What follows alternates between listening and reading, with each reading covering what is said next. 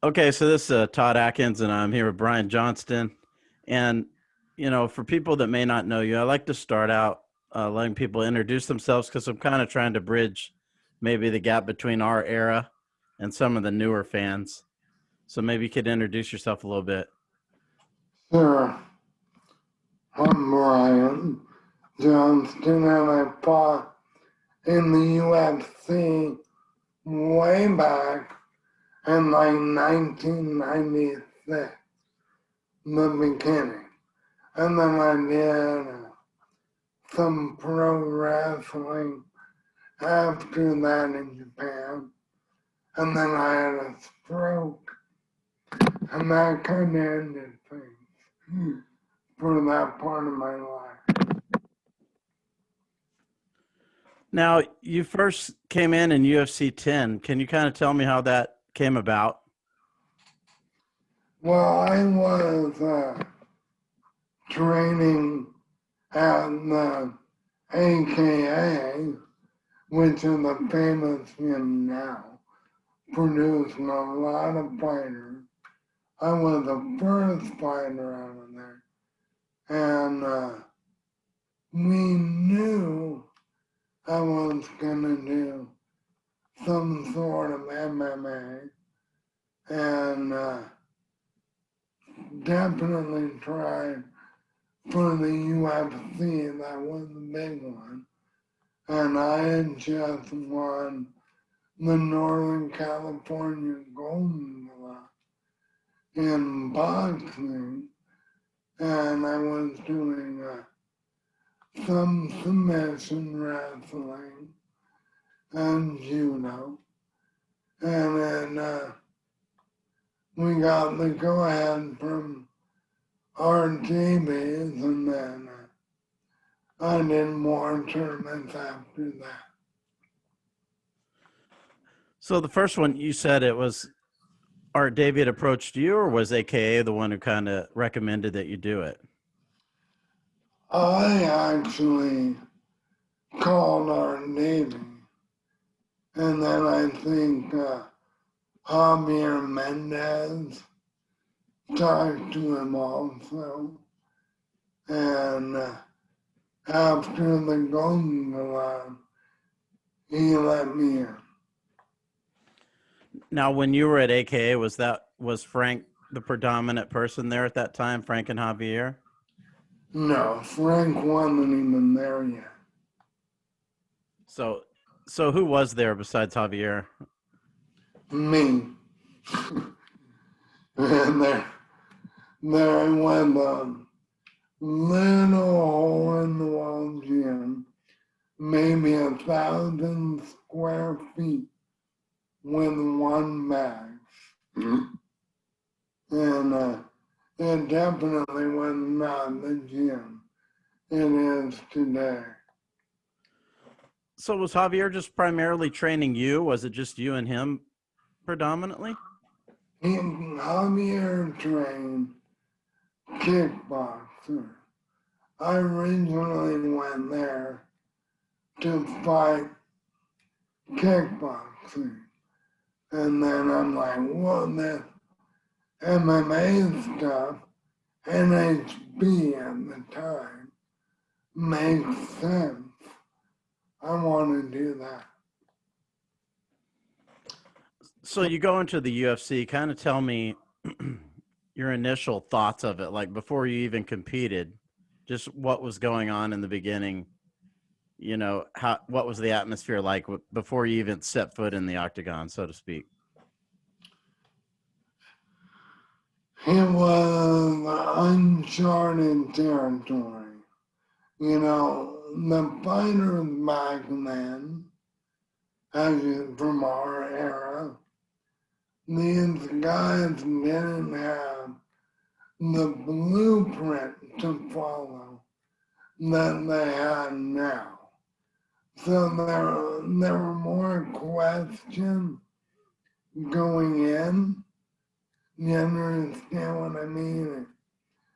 The fighting styles were not cemented. There was no MMA textbook. You just did what you thought might work. I mean, the Gracies did a fantastic job, excuse me, of showing groundwork. You know, and that was trying to blend it all together was a unique experience, to say the least. They, you know, today, they know a little bit more. Now, when you were going into it, were you looking more to just kind of test yourself, or what were your thought process behind doing that? I like to fight. It was fun, you know, and yeah, test myself for sure. Because I think the attitude back then was a lot different than today. I think most guys are looking to see if what they did worked, or kind of test their abilities, as to where today guys are just looking to, compete and make money, I would think. Oh yeah, it's a whole different ball game. It is a sport today. I think back then it was more straight up fighting, and we weren't sure what was gonna work. Headbutts work real well, but they took that out. It was definitely a different breed of fighter than it is today. Now, you have your first fight. Kind of tell me what you thought about that, the first event that you competed in. You know, I fought a guy by the name of Scott Fiedler, who unfortunately passed away a couple of years ago.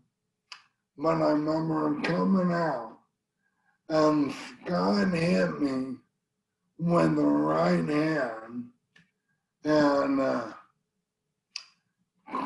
cracked my cheekbone right off the bat. I still have a little lump of souvenir. The first thing I thought was, whoa, this isn't real. You mean business? So I remember getting caught. I threw it once, and then I did something you should never do. The same move 2 times in a row. I did it again. He wasn't ready, and I bounced my head off the octagon floor, which is not soft. And I remember looking at the camera going, oh, hell no.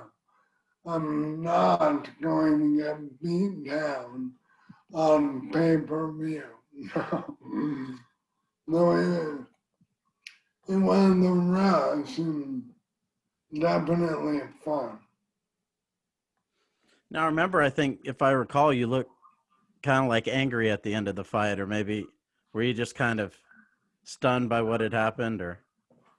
Oh, you might be thinking of the Rez and Nazarene fight. Yeah.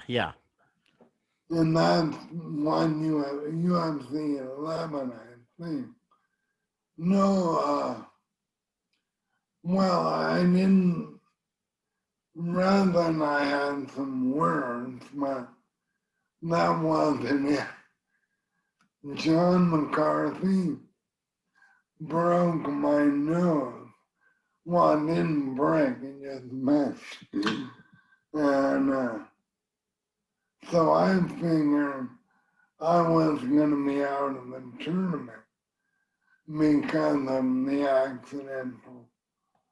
He hit me with his shoulder. And I was a little hyped up. Yeah, when he dived to stop the fight, right? Right, exactly. He was just doing his job, but he was still fairly green at that point too. Now you fought some other guys who are synonymous with mixed martial arts even today, like Don Frye and Ken Shamrock and Chemo. Maybe tell me about your fight with Frye, for example.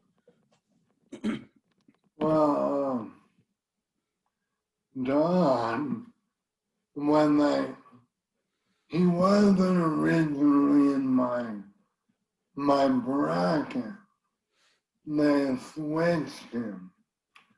And I went, oh no, Don Frye, I had just seen him put a beat down on Omri Padashi and put him in the hospital for like 4 days. So I just figured, what the hell, I'm gonna let it go. And then when we stepped in there and fought, Don was just another guy.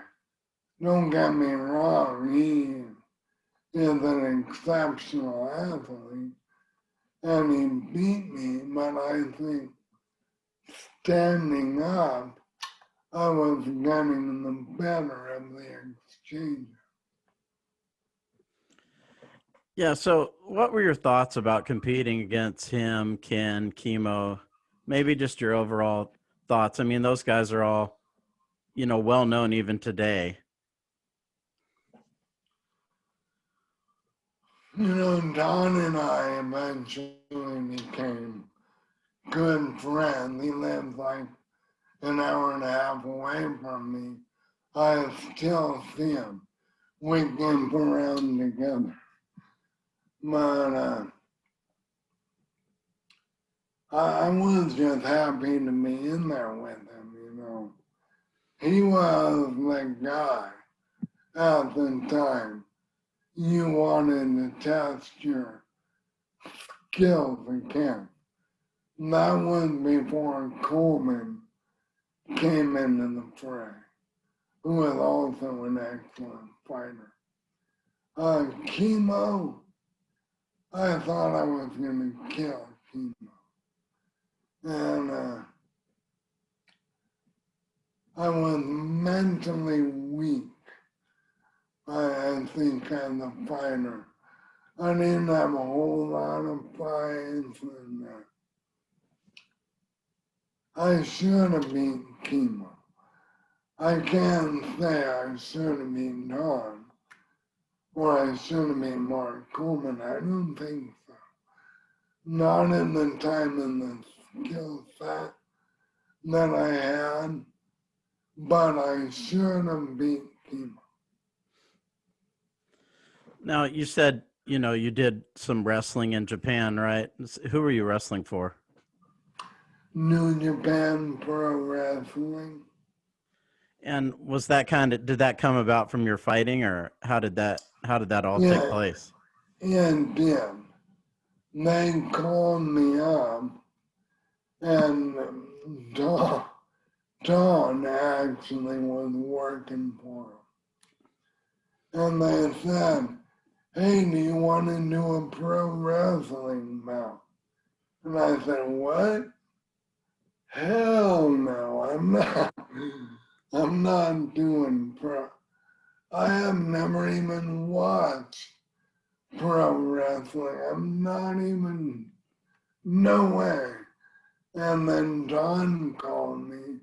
It's like, come on, man. And still, I'm like, no way. So about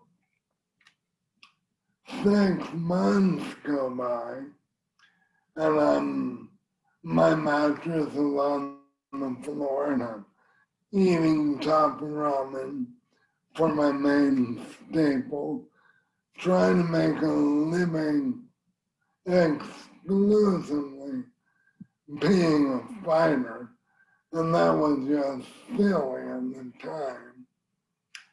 And they called me again and said, well, a strong style, that means you'll be more like doing martial arts and against pro wrestling guys, and they all have some kind of background.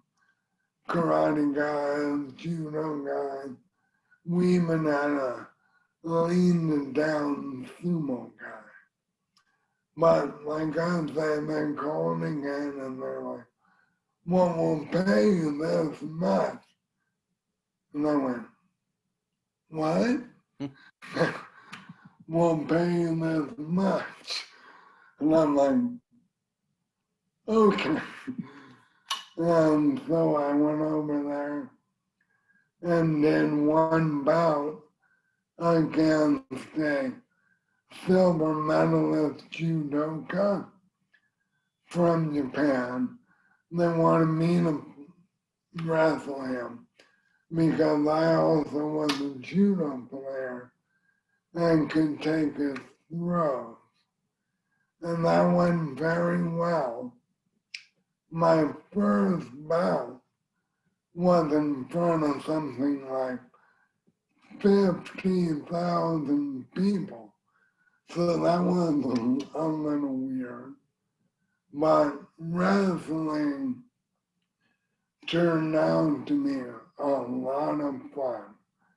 And I stayed with the company for about 6 years up until I had this stroke. Were you living in Japan, or were you kind of going back and forth? I was going back and forth. It would have been way smarter to live there. I would go there for a tour, be there for about 3 weeks, come home for maybe 2, fly back, do another tour. Back and forth, just when you got out of your jet lag, you went back and got some more. So they never recommended to you to maybe you should stay there? No, they never did. Oh. So how much did you pick up of like the language or, things like that? It's frustrating because every time you try to speak Japanese, they would speak English. So not as much as I should have. Yeah, because I lived there for a few years, 3 years. So I was always kind of wondering like what other people's experiences were like. Now, did you wrestle in Karakwan Hall a lot? No, quite a bit. We toured all the way up and down the island and then would come back. But Corrigan Hall was one of the places we'd have smaller shows, yeah. And I always like to talk to people about Karakwan Hall because it's kind of a legendary place as far as fights and wrestling go. What did For you think of sure. the place? Surprisingly small. Yeah, but they put on some, I think some pancrase and a whole bunch of stuff. And so was it kind of, I mean, a lot of fighters in awe to compete there, but you didn't really think much about it that way? Now, it was just another venue, at the time. Now, which one was the biggest one that you competed in there? The Tokyo Dome, and I think Antonio Inoki, you know who he is? Yes, yes, absolutely. Yeah, he did his retirement match against Don Frye. And I think there was like standing room only 65,000 people or just insane and crazy. Yeah, and what was that show like? Was it? I mean, because you did you ever go to the Pride events at all? I know you didn't compete in Pride, but You know, I, 3 of my guys, I ended up being a trainer for New Japan.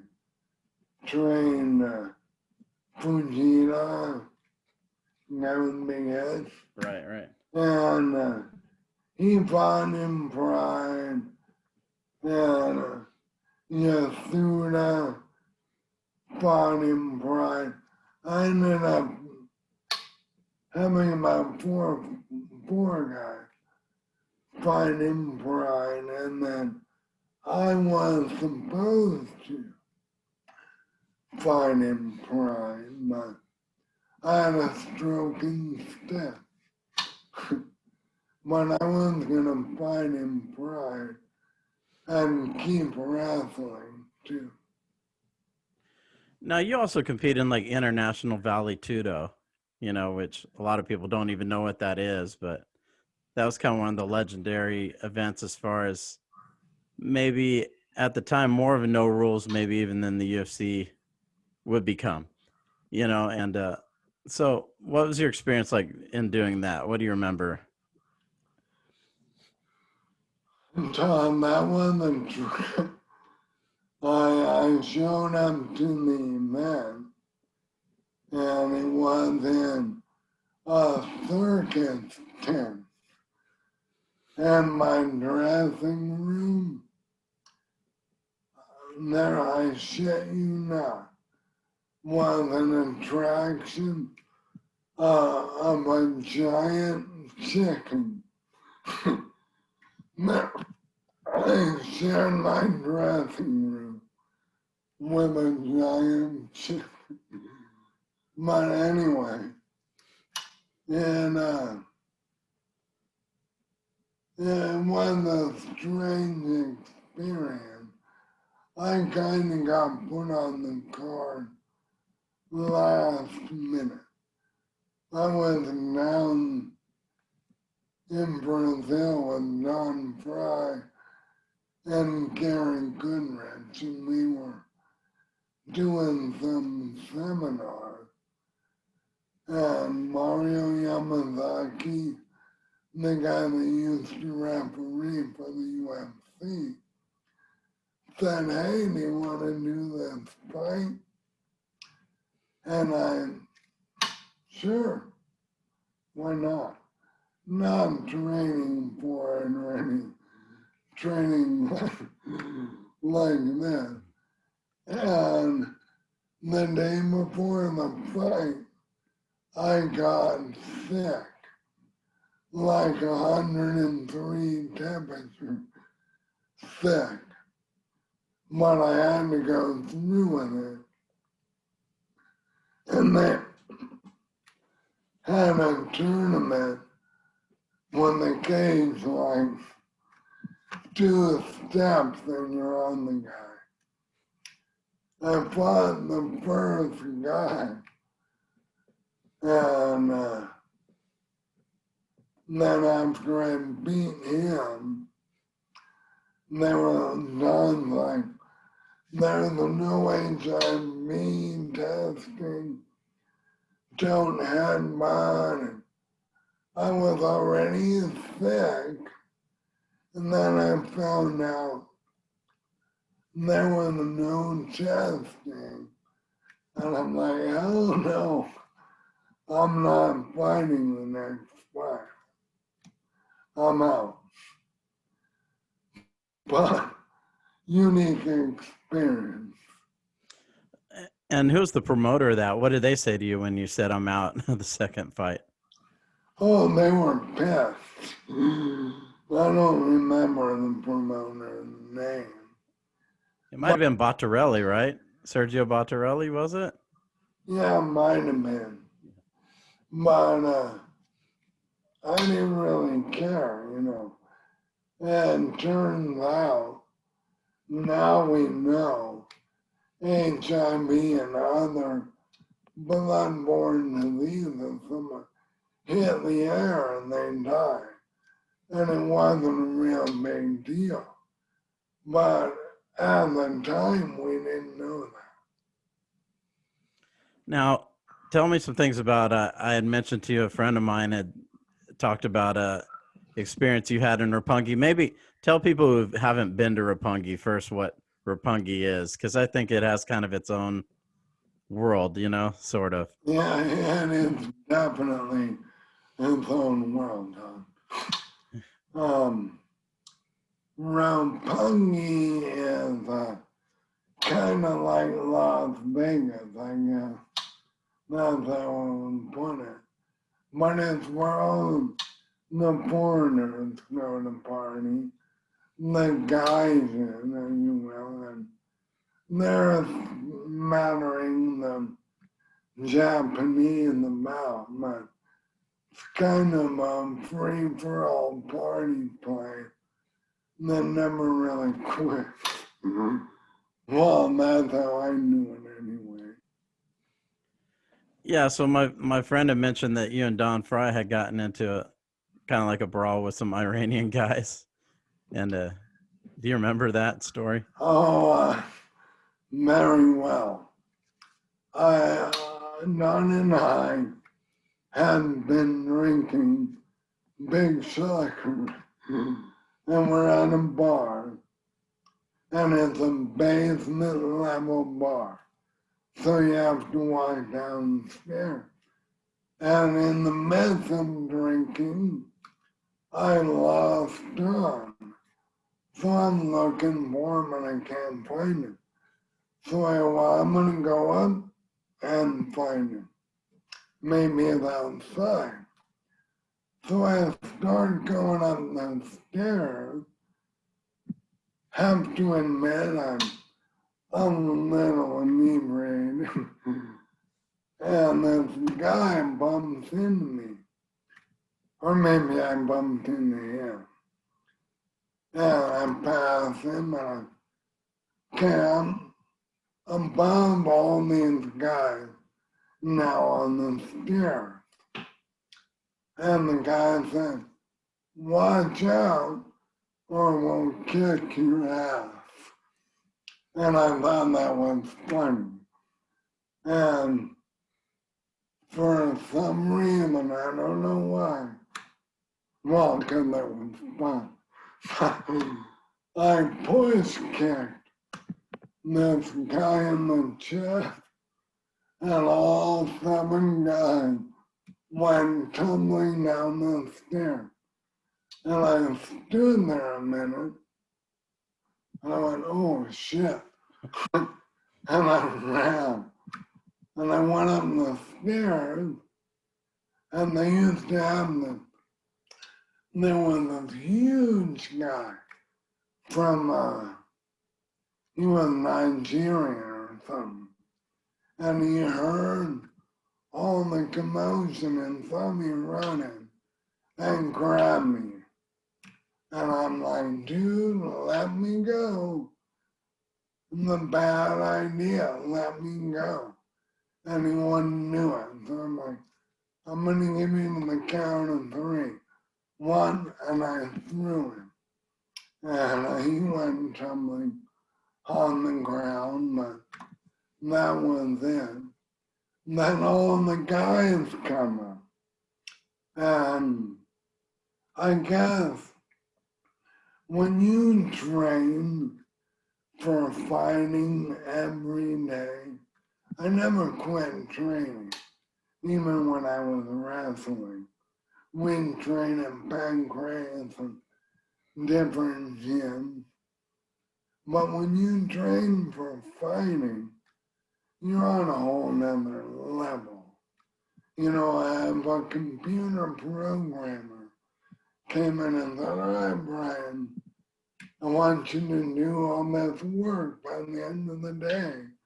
I mean, like, you know, and I think it's the same thing for the average guy that, you know, not necessarily going to know how to fight at a super high level. So I just passed like 5 of these guys. I laid them out, all 5. There's 2 more guys left.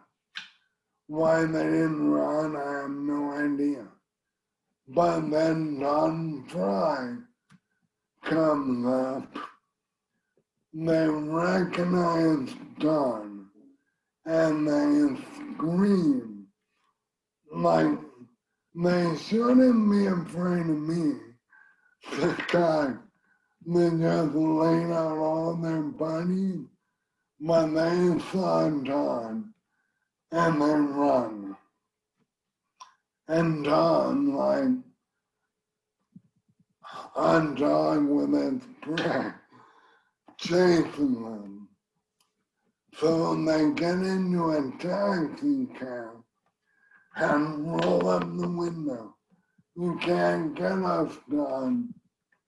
So Don bites through the window, put his head in and grab a guy, and they kick him in the face. He's got one of Regina's fights were both cornering him, and you can see Don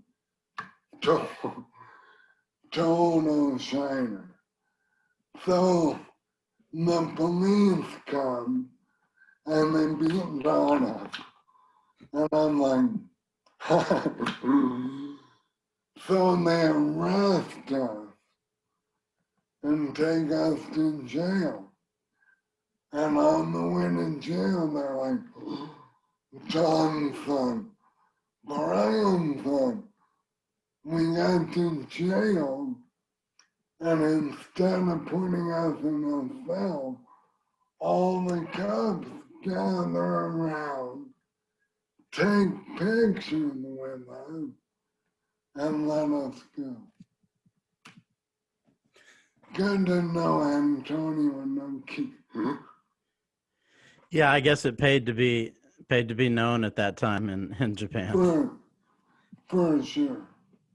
Maybe tell me about Inoki. I mean, I don't know many people that could say they know it, Antonio Inoki. I mean, what was your relationship with him like? We had a great relationship. I'd bring him tequila every time I saw him, so he liked me. But yeah, he was always kind of thinking of what's next and trying new things out. He had an offshoot in New Japan called UFO, and Don and I wrestled on that a few times, and he would make that strong style wrestling, and then he'd have some real fights in there too. So the audience never knew what was real and what wasn't.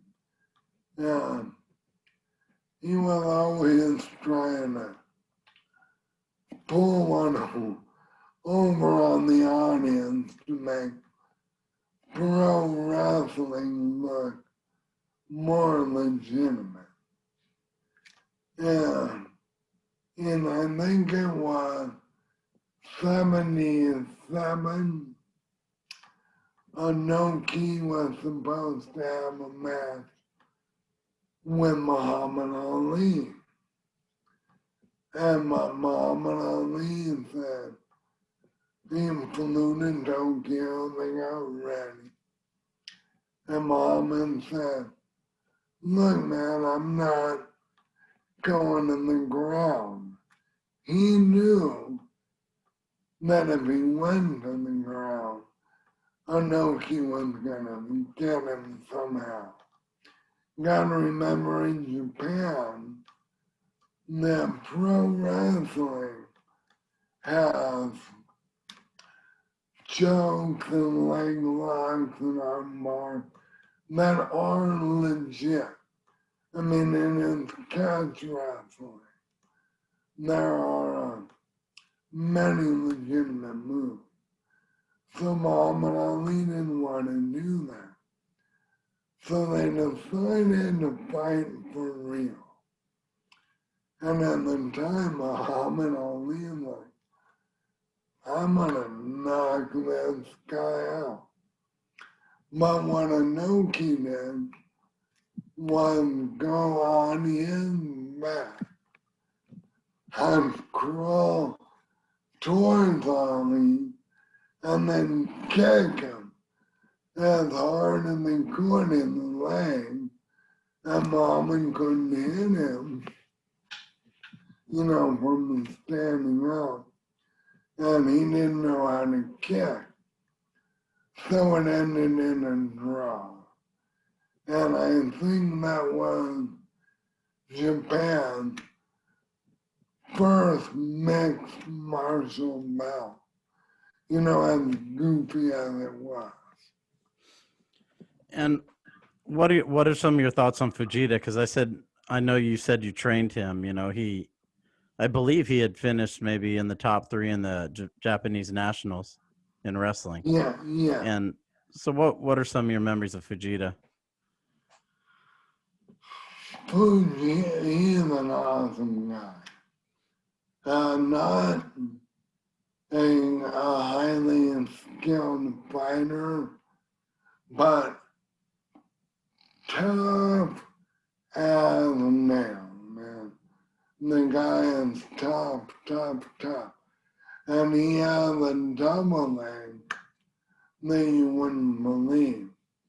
But he relies on it too much, and he telegraphs it. And that's why people started knocking him out. I trained him to fight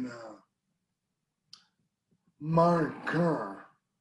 And at the time, Mark was undefeated and killing everyone.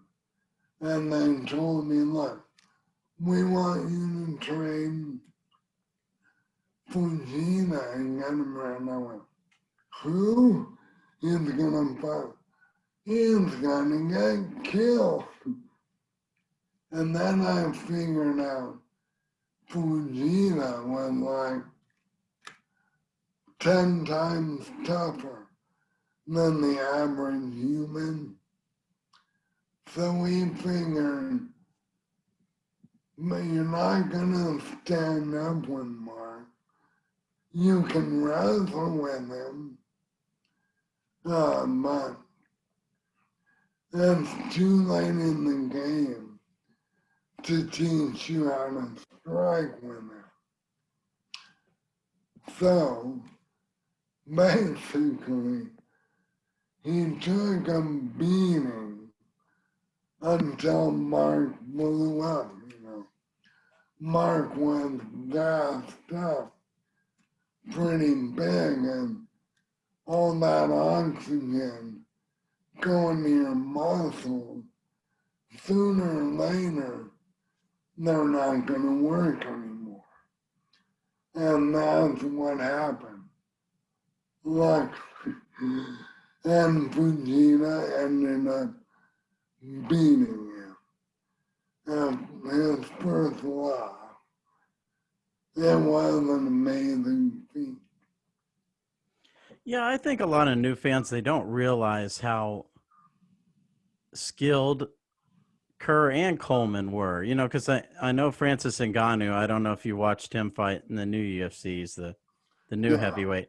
But someone was telling me Francis Ngannou is probably like the scariest heavyweight to ever fight in the UFC. But I think Kerr might have been.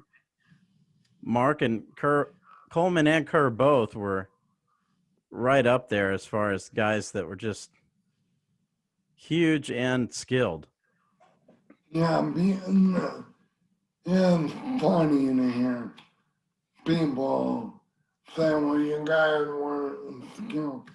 Yes, the fight IQ is higher now, but if you took some of the athletes from back then, our era, like Mark Don, both Marks, and you taught them the things that the guys are learning today, they're gonna be heavyweight champions. No doubt about it. Not taking away from guys like Francis, he's an animal. But these guys were highly skilled. Highly skilled. I think Coleman fought Shogun, I think, and was whooping Shogun ass for 2 rounds. And he ran out of gas. Mark ran out of gas. Because he's an old man. That happened, you know. And so it's just silly to not recognize the raw talent. Yeah, I mean, Kerr, when he was undefeated in Pride, I think he was competing in Abu Dhabi, and I think he only lost 1 match there to Ricardo Arona. So he was one of the best grapplers in the world and best fighters in the world at the same time. Oh, exactly. I know there's a new movie coming out about him, The Smashing Machine. Should be interesting. But there's no doubt he was one of the best in the world. Let's talk about some of what you're seeing today. I mean, we just talked about Francis, and I know you've probably seen some of the other people, McGregor and whatnot. What do you think about the sport you're seeing today? It is a sport. And like I said, the fight IQ is higher. When to throw kicks, when to throw punches, the transition, the control on the ground. We know no one is gonna pull guard permit. Well, I take that back. Unless you're a highly skilled grappler, and you're dependent on that, you're not gonna pull guard because it's a good place to get elbowed in the face, you know. And it's just, it's a totally different sport today. I think kids get in it now with, I'll get into it thinking, I'm going to make all this money. But there is not all that money, you know. It's a pyramid. The guys at the top make money. And the guys at the bottom struggle. Yeah, I'd say even the guys in the middle, perhaps. Yeah, oh, no doubt about it. If you get 1 fight a year and make 40 grand in that fight, 40 grand after taxes and paying your trainer, and maybe even if you have to pay partner, you're making a whopping 15,000 a year. So when you were competing in New Japan, like how much more did they pay you? Way more. A lot.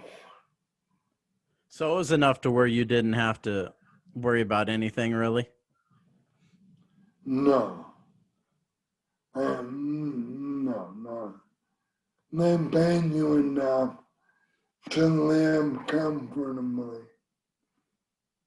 And you heard stories like, did they pay you in cash or how did they work that? They pay you in cash, partly. Partly they gave you a sign-on bonus and that got deposited in your bank, and the rest they paid you at the end of the tour in cash. So you had to carry a briefcase home or something? No, I put it in my shoes. Jeez. So they gave you a check? Oh, I mean, you said they paid you in cash, so. Yeah, I got like 2 inches tall. Oh, wow. So you didn't have to worry about when you're coming back to the airport of them asking about that stuff, or they weren't checking like Oh, back then. yeah, you can keep your shoes on and hide the money, but they would look for it, in your suitcase and all kinds of stuff, but they didn't check your person. So it was almost kind of a hassle in a way to get paid that way. Yeah, but it wasn't worth it. Yeah, because you could maybe it was better to be paid in cash from a tax perspective. Sure. Okay. I mean, you still pay your taxes, but cash is always key. Now, getting back to the sport, and I know we were talking about kind of what you thought about today, but who are some of the fighters that maybe you watch or that you notice?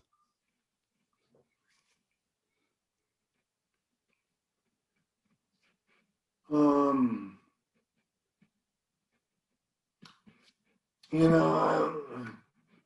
top of the tier, if you like them or not, skill-wise, John Jones is a man. He is always pulling out something you didn't know was possible. And, I still think Francis has a way to go, but he has enormous potential. And he's just so big. He's a beast. The guy that just beat Dominic Cruz last night, Oh, did Dominic Reyes, you mean? Ran, yeah. Prochaska. Yeah, I've Yeah. never seen that guy before. That was a phenomenal performance. I'm not real familiar with the guy from Rising, but he looked really good. Yeah, it seems like the stuff he does may not be a lot of the stuff he does isn't necessarily what a coach would teach you to do. Oh, Fighting with your hands down and kind of, but it works for him, his pressure. And yeah, to throw punches from that angle, I mean, for me, if I was 100%, that would just be silly. I'd probably fall over. But the volume of that kind of punching for being a light heavyweight was crazy. do you think I mean, that's interesting you bring that up. What do you think is maybe more important or effective, volume or power? Volume. Let me take that back. Speed. You know, if you're fast and you can frustrate a guy and then a throw and power, great big shot, you're gonna be, hopefully, you're fast enough to get out of the way, and you're gonna counter that over and over, and finally maybe get a power shot of your own. Because I mean, Reyes was able to get some shots in. He had some pretty good shots, but I think he was just Oh, smothered so much. Reyes looked great. That's what I'm saying. And then this other guy, what is his name? Jiri Prochaka, I think Prochaska, Jerry, yeah. yeah. That means Jerry looked excellent, you know. And because Dominic was firing right back and firing some hard shots. But that spinning elbow from Jerry was perfectly timed and beautiful. Yeah, so you do see some other fighters like Max Holloway, I would say is more like a volume puncher, perhaps. So you think because Jiri was able to back him up, even though he was landing shots, he couldn't get maybe as much leverage on him as he needed to get Jiri off of him. Sure, and eventually, with all that volume, you're gonna sting a guy. And that's what happened. You know, he got hurt a little bit and backed him up. And Dominic didn't recover all the way, I think. Now, should Dominic have tried to tie him up more? I mean, what do you do in that situation where guys just Yeah, yeah. putting all that volume on you? You know, I'm the coach. You know, I'm going to tell my guy, if you're getting overwhelmed, become St. Pierre. Change level and put him on his back. Now, can't run away, and if he's landing on you, and you might be one step behind, your best bet is when he's up here, you just change the level and go, and maybe recover. Now, what do you think of McGregor? I mean, over the years, he's had success. He's lost some fights recently. He won a fight here, lose there. What do you think about him overall? Well, no doubt he's talented, and he has a big mouth and makes a lot of money. But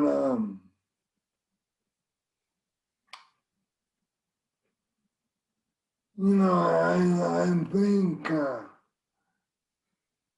he is one of the better fighters. But I think hundreds of millions definitely have the potential of making you a bit soft. You no longer have that hunger. Well, maybe he does. Maybe his thing is to regain the belt. I don't think that'll happen.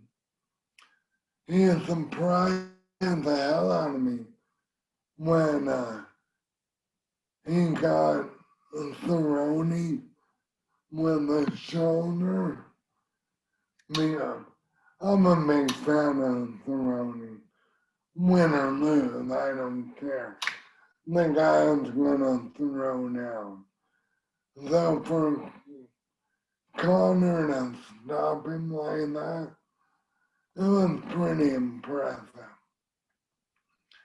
And in this last fight, that he lost against Poirier, I think the first round, I think he won that, or it was pretty close. So he is definitely still right up there. But he's a character for sure. I heard he got sold major shares in the whiskey company for a small 200 million. Yeah, it's hard to wonder. I mean, why fight after that? You know, it's kind of what you were saying. How can you get yourself up for another fight with Poirier when you just made that kind of payday? Yeah. Todd, here's the thing. When I had my stroke, I was getting ready to fight in Pride. And it was still in my head. I want to fight because I had things to prove. I was comfortable money-wise. Not McGregor money, my enemies, but, a house and a car. Yeah, but I love to fight. If I couldn't fight right now, even if I got my ass whooped at 50 years old, I'd still be trying it. Then it's an addiction, I think. But you see a lot of fighters walking away from it early, earlier and earlier, it seems. Yeah, it depends on the person, I guess, and how much money you make. But I mean, in the UFC, you've seen Cejudo walk away, Khabib walk away. You know, they had another prospect who was with Khabib, Zabit. He just walked away from the sport. So you have a lot of these guys that are leaving for whatever reason. So Right. yeah, I think Habib figured I live in Kazakhstan. My money's gonna go far. And 29 and 0, I am not improved to anyone or myself with something I did with my dad. He's passed away. I know Javier is like a father figure to him, but I think there was nothing left in the sport for him. And the other, it's personal. I mean, for me, I could have never walked away unless that doctor said, you're going to be brain damage. yeah. So do you still talk to Javier? I know there's a lot of fighters in Arizona like Don and you and Mark. I mean, do you see some of these guys? I have seen Don all the time. I don't really know Mark. He lives up in Scottsdale, and I think Tank, after he had surgery or something, he's in Scottsdale.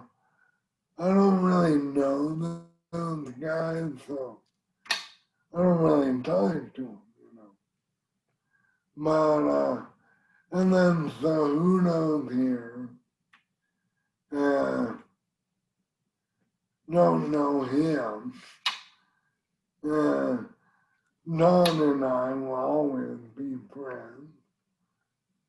But Cejudo's brother is a phenomenal wrestler. and he coaches a lot of the kids here. Angel, right? Angel, yeah. Apparently he's a phenomenal coach. Now, do you still talk to Javier at all? I talk with Javier once in a while. I had some guy that investor that wanted me to open an AKA here, like a month ago. And of course I had to talk with Javier about that, and he's like, do it, go for it. But then when I broke down the number, then showed the guy, Jim, are money holes. You're not going to become rich. So they kind of pulled out. So even a big gym really isn't a moneymaker? Yeah, not really. You know, I have a friend here and there run the Brazilian Jiu-Jitsu gym. And it's small. And he has full class all the time. He makes money. The small gyms make money. If you have a huge overhead, you have to keep implementing new programs and signing up new people. It's a hard way to make a buck. I know Josh Thompson has a Knox gym near IKEA in San Jose. Been open for 5 years, and it's a nice medium-sized gym. He just started turning a profit after 5 years. It's a tough way to make a living, then. For sure. Well, I really appreciate you taking time to do this. And as we're kind of winding down the interview, maybe I'd like to let you leave, if you wanted to leave people listening to this just with something, that you thought was important or anything like that.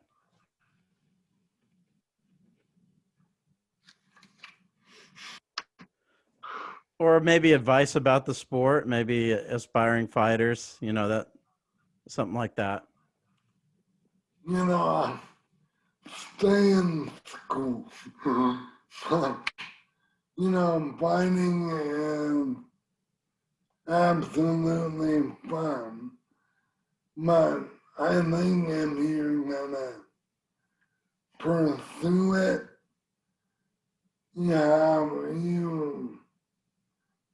I don't know. I have a little girl, she's like 11, and she's a national judo champion. And, maybe I'll fight MMA. Oh, hell no. You're gonna go to school. It's a hard road, but if you're gonna do it, you have to be in a gym. You're as good as your teammates. Very important. That's why AKA and American Top Team have done so well, because they have a good, stable guy and girl, And you gotta find a gym with a good team. It's really hard to do it with no sparring partner or people that can just keep pushing you. Yeah, it almost seems like maybe from your you feel like the sacrifice is not worth the gain, perhaps. Absolutely. You gotta really, really want it.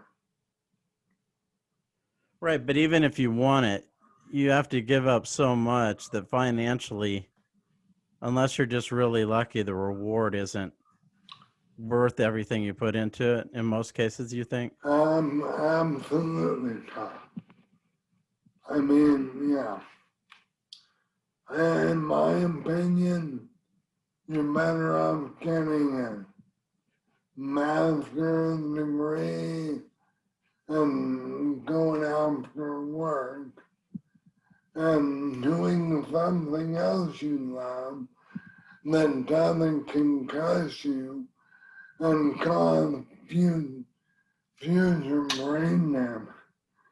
You know, even the pro wrestling, I wake up in the morning and I'm like, oh, Don Frye and had like 7 back surgery, a shoulder surgery.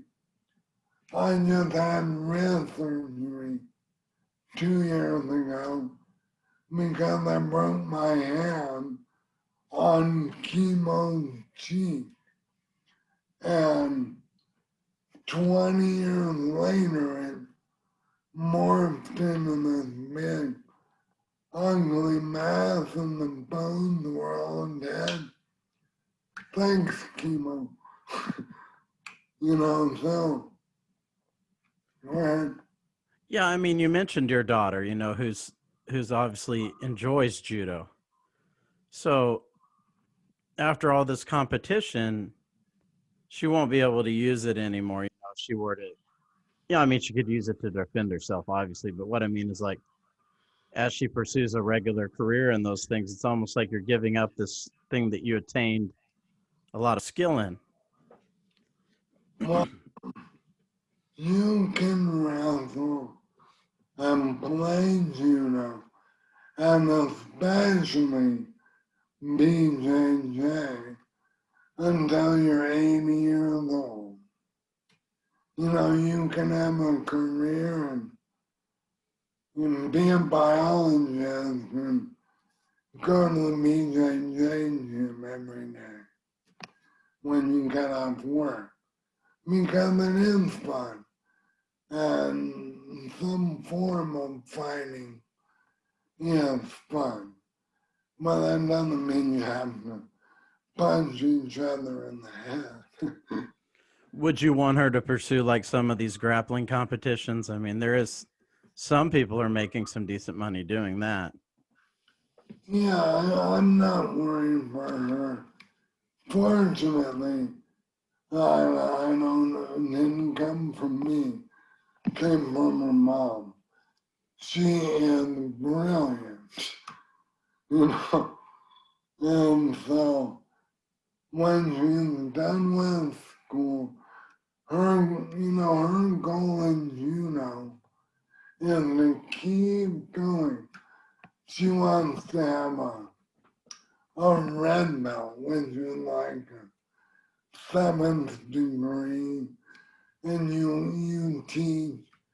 She's teaching little kids now.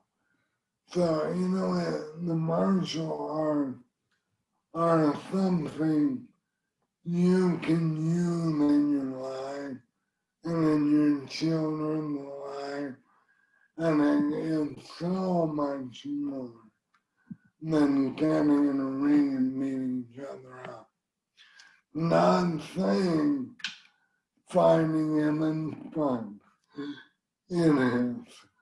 It's a lot of fun. But there are way better ways to make money. Well, Brian, I appreciate you taking the time to do this. It was great talking to you, and maybe I could catch up with you again, talk to you about something in the future. Absolutely, Tom. I know I'm hard to understand. I hope you got everything. No, it was great. I appreciate it. I thought, it's easy to understand you actually. Good, my friend. Well, keep in touch. Hey, out of curiosity, were you in the military or what were you doing in Japan? Yeah, I was. If you look over my left shoulder, like I was on submarines. Do you see that submarine back there on my Oh, wall? Yeah, I was a submariner in the Navy.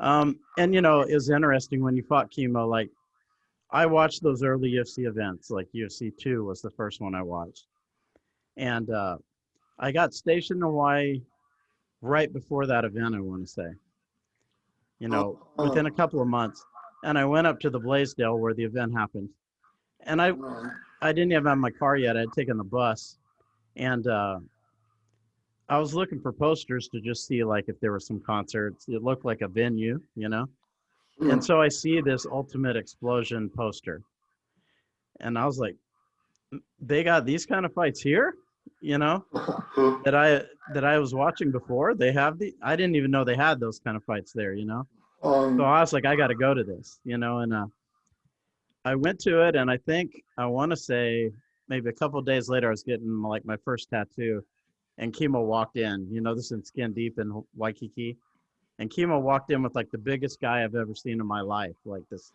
huge bodybuilder guy. And yeah, so I like met Kimo within like a few days of that, which is oh, really cool. very cool. But I got to know TJ Thompson pretty well, who promoted the Super Brawl events. I Right, spent time around him, and he opened a gym in 2008. I trained there for the whole time. It was only open for a year, but I trained there. He had Chris Lieben there. Yeah, and then I cool. went to Japan. I went to Japan 2002 to 2005, like when Pride was at its highest, right? Right, So, right. so I spent a lot of time going to those events and Shuto events, pancrase events, shoot boxing, Aw- all those events. Awesome. Yeah. Very cool. So I'm kind of trying to connect with people that I knew from back then, and kind of introduce them to some new fans, so to speak, or bridge the gap a Right. little. Well, very cool, Tom. Thanks for interviewing me. Yes, I appreciate it again, and thank you for taking the time. No worries. We'll keep in touch and we'll talk. All right, appreciate it. Take care. You too.